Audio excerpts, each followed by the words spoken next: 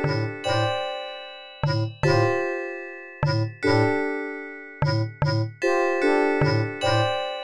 Sagittarius, welcome to my channel.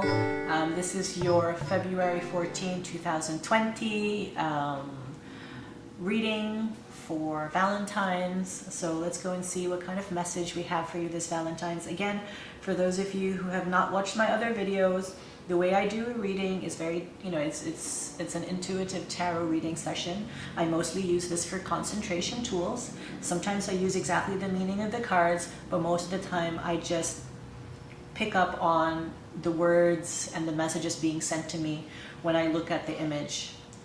All right, so Sagittarius, what's going on for love for you? Okay. For some reason, I'm being told to start on this side. All right, so here on this end, I would like to say to you, okay, congratulations for the first time not giving your all to a situation, to a person. I feel that you have learned your lesson. Okay, it's kind of like, okay, what is this card? This is the card of, this is the Four of Pentacles. It's the, you're not going to get what you want. It's not going to be given to you, or, it's something's being withheld. But the way I see it is that the way I'm being told is that this is you holding on to, parts of yourself, not giving everything to someone who you have affection for or started dating right away. This also means that you might be even seeing someone right now, but you're very mindful of your boundaries, of how you want to be treated and how this person treats you. Being very mindful of the red flags, like you're holding your cards close to your chest, which I think is very, very good, because you have so much love to give and you have to be very picky about who you give this love to. All right. All right. So this is kind of like the wish come true card.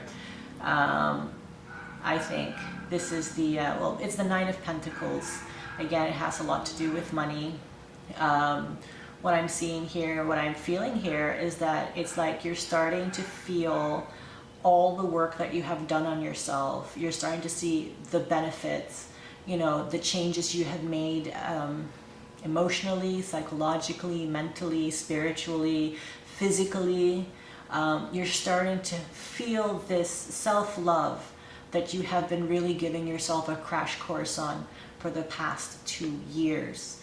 And it's starting to, you're starting to feel the benefits of that, where you're kind of like, okay, if you're seeing someone, I like this person, I really want it to work out, but I also know really what I want and how I want to be treated. You're also you're feeling the benefits of, let's say, the business and career moves that you have been putting off, that you finally put energy into. You're starting to feel that as well, the benefits of that. And your life has become so much more enriched because of the past hurt that you've had, because you've finally met some people and some mentors who have been there for you. So it's a very, very nice, it's a very good energy. If you're like in a creative field, if you're in a field where it's predominantly, let's say maybe in your field where there's predominantly a lot of men, that you are one of the few women who really make a mark, and you're starting to get recognized for that. I feel, again, this is another, it's like my single mother card for some reason, but if you're a single mom and you are looking at this and this resonates with you, hey, all that work that you have done, everything that you have done is really, really going to pay off. And it's almost like as you lift yourself up, you're also lifting your kids up. Not just financially, but also emotionally, because of the less stress that you're having, that you're actually able to be a better parent. And, nothing makes parents happier than being able to see their children's lives improve as the opportunity improves, and as also the quality time with the parent improves. It just makes things so much better. And I feel that not only is your situation like career-wise and self-esteem-wise been lifted up, but also whatever depression or sadness or difficulty that your kid or your kids, plural, have felt, they've also been lifted out of that. Okay.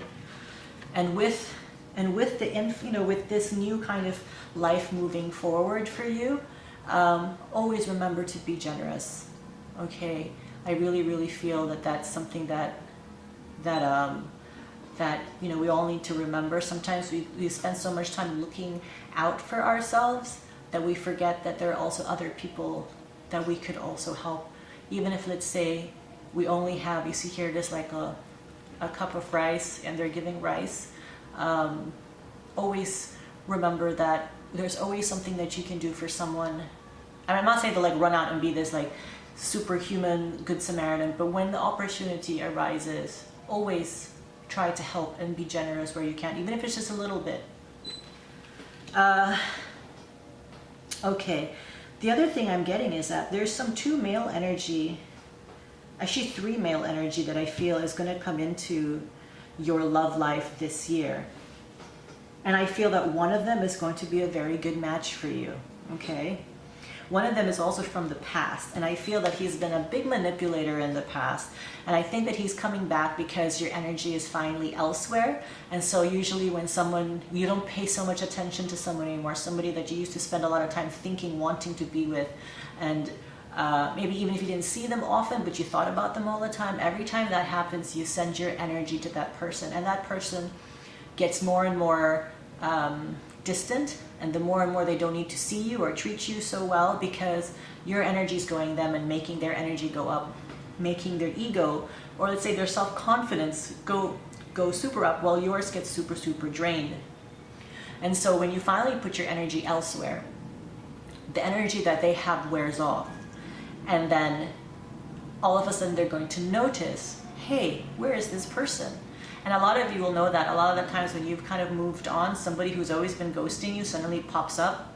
That's why. So this person is going to pop up. All right. And then this one, I skipped. I don't know why, but that's what I'm being told to do. And there's going to be a younger guy. Okay, a younger guy that probably you're going to meet through work. Through work or an activity where, I see this as kind of like rackets.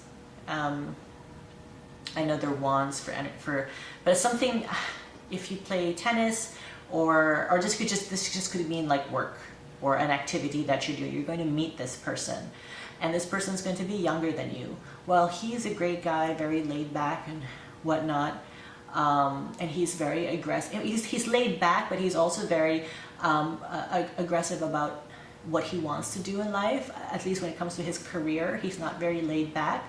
But in general, he's very laid back, and he seems very mature for his age.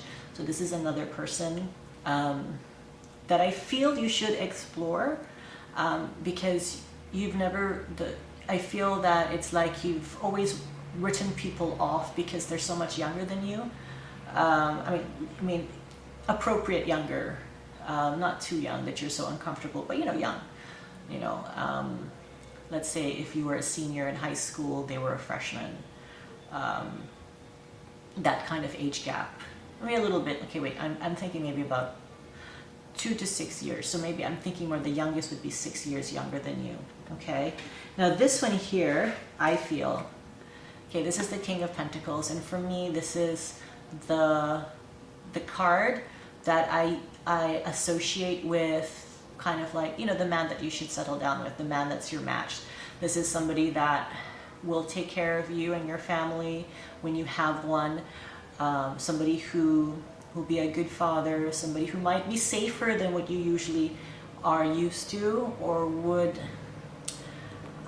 he's not the usual guy that you would go out with. Maybe he's a little bit more square than what you're used to, or he could be the opposite of that. He might be a little bit more